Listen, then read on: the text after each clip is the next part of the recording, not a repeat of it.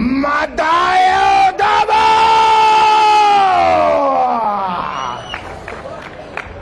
Maayong buntag Davao!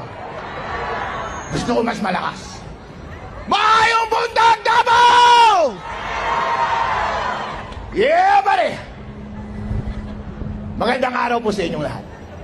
Ako po si Atty. Harold Espicio, Vice Mayor ng Reyna Mercedes Isabela. Ang Isabela po ay nasa norte. Isa po akong Ilocano. Nagtataka siguro kayo, bakit ako nandito? Nandito ako para sabihin sa inyo na ang mga Ilocano, ang mga taga-Isabela, mga taga-Luzon, ay solid Duterte!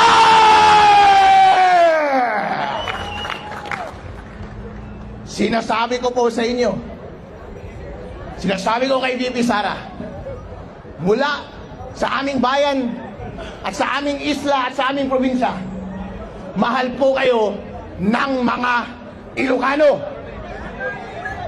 Totoo po yan. Hindi po ako nang bobola. Dahil po, kahit sabihin nilang maraming nagmamahal kay BBM, hindi ibig sabihin na hindi namin mahal si Sara.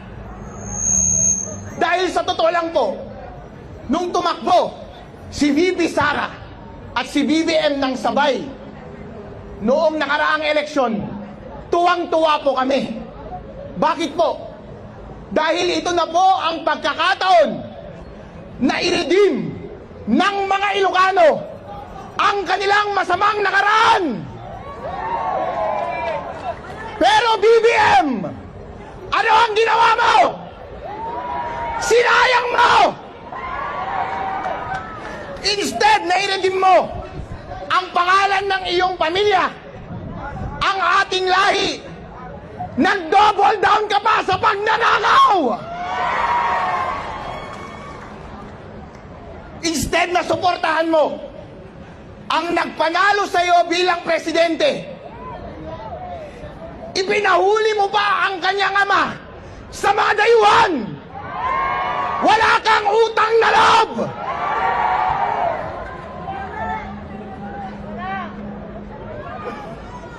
Mga kababayan, ito po ang tinatanong ko sa inyo.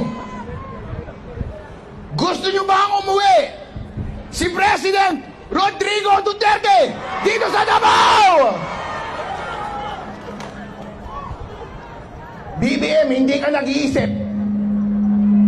Mas inuna mo ang iyong pinsan na si Tambaluslos. Isa kang tanga.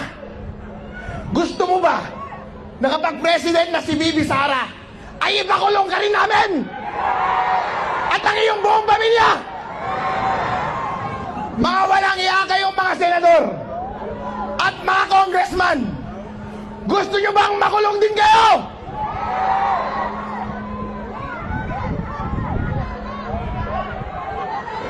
Ngayon po, ito ang ginagawa nila.